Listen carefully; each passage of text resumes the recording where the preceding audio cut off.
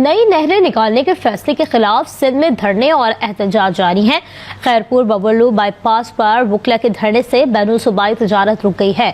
हजारों गाड़ियां national highway पर फंसी हुई हैं। ट्रकों में लदा करोड़ों का सामान खराब होने लगा। तो पूरे पाकिस्तान में इस वक्त प्रोटेस्ट हो रहे हैं और अगर आप देखें तो सिंध में तो इतने भयानक प्रोटेस्ट हो रहे हैं कि कराची पोर्ट ब्लॉक कर दिया गया है। रादर पूरा का पूरा पंजाब, उसको सिंध का एक्सेस बंद कर दिया गया है। पाकिस्तानी आर्मी जो है अब घबराई हुई इतनी है कि हालात कंट्रोल से बाहर हो चुके हैं। बॉर्डर से अपने फॉरवर्ड पोस्ट छोड़ के वापस आनी शुरू हो गई है। कि भारत की जनता इस बार शांत होने वाली नहीं है, पर इस बार हमें करारा जवाब चाहिए और ऐसा जवाब चाहिए कि इनकी कमर टूट जाए और वो जो पंजाब है पाकिस्तान का, वो नेस्तो नाबूद हो जाए कि दोबारा सर उठा के ना दिखे। नवाज शरीफ अपने भाई शहबाज शरीफ को क्यों समझा रहे हैं कि भाई डिप्लोमेसी से काम लो, भारत के सामने टिक नहीं पाओगे। उनके वजीर आजम को बवासीर हो गई है और वो बवासीर को लेके खून निकलते हुए पिछवाड़े के साथ अस्पताल में भर्ती हो गए। राफेल की उनकी पोजीशन ये कि राफेल जहाज वो 24 में से 22 घंटे उड़ा रहे हैं ताकि पाकिस्तान की मिसाइल अटैक करके उनका वो जो एयर बेस है उसको उड़ा के ना रख दे। ना इनके पास ईमान है, कुव्वत ईमानी है लड़ने की, क्योंकि कोई आइडियोलॉजी नहीं है ना जिसके लिए कोई लड़ रहा है, कोई पर्पस इन लाइफ नहीं है जिसके लिए आप लड़ें। ये अमेरिकन तो जाते हैं तो उनके पास एक पर्पस होता है कि हमने डेमोक्रेसी का दिफा करना है, हम इसलिए जा रहे हैं, हम लड़ेंगे अपने देश की सुरक्षा के लिए। जय हिंद दोस्तों, पाकिस्तान का जन्म ही गलत समय पर हो गया था, तो इसी वजह से आज पाकिस्तान क्राइसिस पे क्राइसिस देख रहा है। आप देख रहे हैं एक तरफ भारत का खतरा मंडरा रहा है और वहीं पाकिस्तान को प्रोटेस्टर्स ने लंगड़ा लूला कर दिया है। कराची की तरफ आने वाले सारे ट्रक्स खड़े पड़े हैं, सिंध वालों ने वहां रोक लिया है, बलूचिस्तान नहीं आने देता है। तो कहीं ना कहीं अब इनको समझ आ रहा है कि जनता के साथ अगर सही से सलूक ना किया जाए तो जनता देश का खात्मा खुद ही कर देती है। पाकिस्तान आर्मी की जो कंपनी है फौजी फाउंडेशन के अंदर आने वाली, वो यहाँ पे अब खेती करेगी और इस प्रकार से अगर आप देखें तो ग्रीन पाकिस्तान इनिशिएटिव ये जिसको बुला रहे हैं, जिसके द्वारा ये कहीं ना कहीं पूरा का पूरा सिंध का पानी डाइवर्ट करके खेती बाड़ी करने वाले हैं। अब दोस्तों सिंध के लोग इसलिए नाराज हैं, वो कह रहे हैं हमारे हिस्से का पानी आप डाइवर्ट कर देंगे उस रेगिस्तान में और वहां पे पाकिस्तानी फौजी फाउंडेशन कमाएगी पैसे खेती बाड़ी करके, लेकिन हमारा क्या होगा, हमारे जीवन का क्या होगा। पाकिस्तानी फौजी को दोस्तों कोई फर्क नहीं पड़ता, उन्होंने साफ साफ कह दिया कि हमें कोई फर्क नहीं पड़ता, ये चोलिस्तान कैनाल प्रोजेक्ट तो आगे बढ़ेगा। इसके बाद लोग सड़क पे आए, नेशनल हाईवेज जैम कर दिया है। दोस्तों अगर सुकूर की बात करें तो कई हजार ट्रक्स अटके हुए हैं। जो ट्रांसपोर्टर्स हैं, मैन्युफैक्चरर्स हैं, फ्रस्ट्रेटेड हैं, कह रहे कराची पोर्ट ट्रस्ट तक हमारा सामान पहुंच नहीं रहा।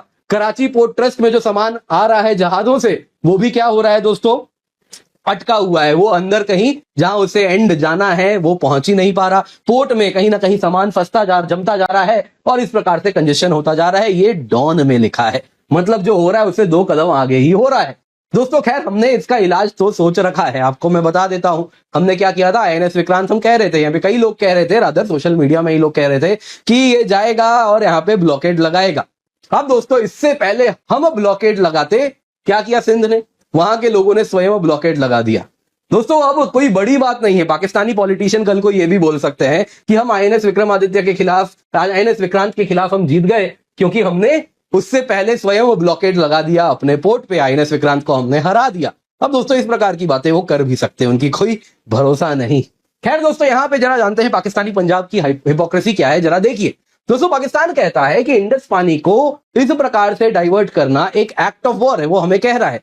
लेकिन वही पाकिस्तान जो पंजाब के लिए एग्जिस्ट करता है, पाकिस्तान की सरकार जो पंजाब के नीड्स को प्राथमिकता देती है, वो उसी इंडस का पानी सिंध जाने से रोक रही है और उसे डाइवर्ट कर रही है पंजाब में। दोस्तों वहां पे सिंध जहां ऑलरेडी वाटर स्कार्सिटी है, उसका पानी वो डाइवर्ट कर रहा है। यानी इंडिया करे तो एक्ट ऑफ वॉर, लेकिन वही पाकिस्तान का पंजाब सिंध के खिलाफ कर रहा है पाकिस्तान की सरकार के द्वारा, तो वो सही है। तो ये दोस्तों दिखाता है कि कितनी ज्यादा इनमें हिपोक्रेसी है। दोस्तों यहाँ पे सिंध के पॉलिटिशियन क्या करते हैं, ये देख रहे हैं दोस्तों, इसको कह रहा है ये या तो खून बहेगा या तो इस नदी में पानी बहेगा। अब दोस्तों ये जो कहने वाला है ना बिलावल भुट्टो, सवाल उठता है तुम भारत को धमकी देते हो कि सिंध में तुम खून बहाओगे, किसके भरोसे बहाओगे। यहां देखो तुम्हारा आसिम मुनीर क्या कर रहा है, इतने दिन हो गए आसिम मुनीर गायब है, कई कहते हैं बंकर में छुप के बैठा है, तो कई कहते हैं देश छोड़ के भाग गया। वो एक बात तो कंफर्म है, उसके परिवार के लोग तो देश छोड़ के भागे ही है। उसकी बेटी जितनी है उनके भी डिप्लोमेटिक पासपोर्ट है, वो तो तस्वीर भी मैंने आपको दिखाई थी। जी हाँ, उनके डिप्लोमेटिक पासपोर्ट्स हैं और वो सब ले लेके देश सबसे पहले भागे हैं। तो तुम्हारा जनरल गायब बैठा है, कहां है किसी को मालूम नहीं, किसके भरोसे तुम नदी में खून बहाओगे? दोस्तों ये सवाल तो पूछा जाएगा। ऐसे ही नहीं, इनको बिल्लो रानी वहां के पॉलिटिशियंस बुलाते हैं, ये बातें कुछ अजीब सी ही करते हैं, तो इनका मजाक बनाना कोई ऐसी बात नहीं है जो नहीं हो, हरकतें वैसी ही हैं। दोस्तों यहाँ पे गिलगित बल्तिस्तान में क्या हुआ, देखिए वहां पे Gilgit Baltistan mines and minerals act आया है। और जैसा आपने वीडियो में देखा, वहां पे प्रोटेस्ट इसलिए हो रहा है क्योंकि जो एक्ट है ये पाकिस्तान के सरकार को अथॉरिटी देता है कि वो गिलगित बल्तिस्तान के मिनरल बेल्ट को हड़प ले। शहबाज शरीफ ऐसा लग रहा है बड़ी दिक्कत में आ चुके हैं। अब बताती हूँ क्यों। कल नवाज शरीफ ने समझाया शहबाज शरीफ को, अपने भाई को, कि देखो ऐसा है, don't mess with India. Kuldeep Datta ji वाले शो में ही हमने ये पॉइंट कवर किया था। Nawaz Sharif reached out to Shahbaz Sharif saying कि डोंट मेस, कुछ नहीं होना है, फालतू में आपके लंका लगने वाली है, आपकी वाट लगने वाली है, कुछ नहीं होना है। And the way the Pakistani soldiers are abandoning the Pakistani army, वहां पे लड़ने के लिए कोई नहीं बचेगा। आसिम मुनीर भी बच जाए बड़ी बात है, क्योंकि या तो इन्हें मार दिया जाएगा या इन्हें टांग दिया जाएगा, ये भागने पे मजबूर हो जाएंगे, क्योंकि ड्रग कार्टेल का बिजनेस इतना इंपॉर्टेंट है। वॉच कुलदीप दत्ता जी शोज यस्टरडे आफ्टरनून, छोटा सा 20-22 मिनट का, बहुत अच्छे से समझाया, क्योंकि मैं सारे पॉइंट्स यहाँ कवर नहीं कर पाऊंगी। तो अब शहबाज शरीफ को आ गई है अकल। आज सुबह चेकअप के नाम पर गए और बोले हाय हाय मेरा बीपी बढ़ गया है, हाय मेरे को कुछ होने वाला है, हाय, और एडमिट हो गए। जब प्राइम मिनिस्टर ही एडमिटेड है इन टाइम्स ऑफ वॉर, तो बाकी क्या बचा? घुटने पे आ चुके हो, बेंडे हो नी।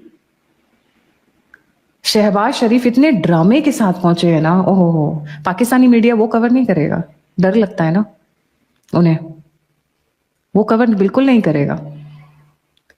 तो इसलिए कल जो चल रही हैं चीजें, ये बड़ी मजेदार है। अब पीएमई हॉस्पिटल में चला गया तो अब इनका क्या होगा, कौन देखेगा?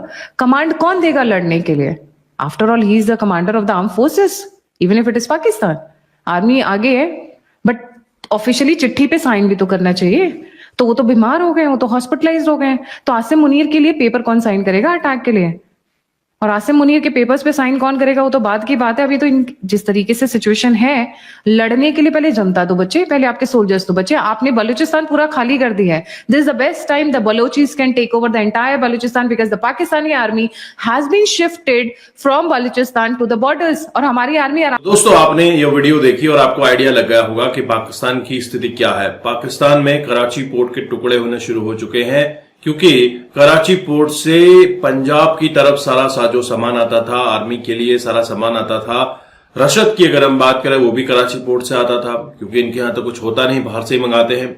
और ऐसे में जब सिंध के लोग प्रोटेस्ट पर उतरे हैं 6 कनाल्स के चक्कर में, तो इन्होंने प्रोटेस्ट बहुत तेज कर दिया है, ब्लॉकेट कर दिए हैं रोड्स, और इस वजह से ट्रक्स नहीं चल पा रहे। ट्रक्स जहां पर खड़ी थी वहीं पर खड़ी हैं, और जो माल आया हुआ है वो सड़ता दिख रहा है। तो क्राइसिस बहुत तेजी से बढ़ रहा है। पाकिस्तान को एक तरफ इकोनॉमिकल लॉस तो हो ही रहा है, वहीं दूसरी तरफ पाकिस्तानी अपने देश की जो सियासत है या एस्टैब्लिशमेंट है उससे भरोसा खोते हुए दिख रहे हैं।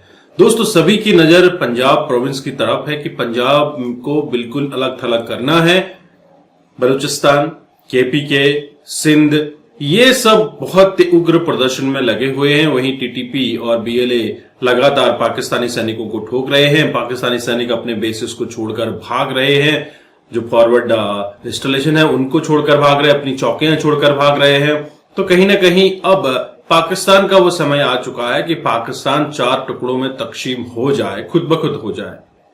दोस्तों वहीं जब पीओके की बात हो रही है, तो पीओके के लोगों ने तो पहले ही कह दिया है कि हम भारत में शामिल होना चाहते हैं, लेकिन क्या भारत इसी तरह से शामिल तो नहीं करेगा? ऐसे में सबसे पहले उन जिहादी एलिमेंट्स को दूर करना होगा।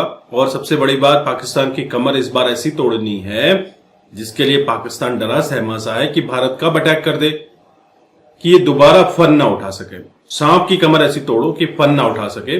दोस्तों आप क्या सोचते हैं, क्या भारत कराची पोर्ट को तबाह करेगा सबसे पहले, या फिर एलओसी के रास्ते घुसेगा? जरूर कमेंट कीजिए। चैनल पर अगर आप नए हैं, चैनल को भी सब्सक्राइब करें। हम आपको मिलते हैं अगले वीडियो में, तब तक अपना ध्यान रखें। जय हिंद, जय भारत, जय श्री राम।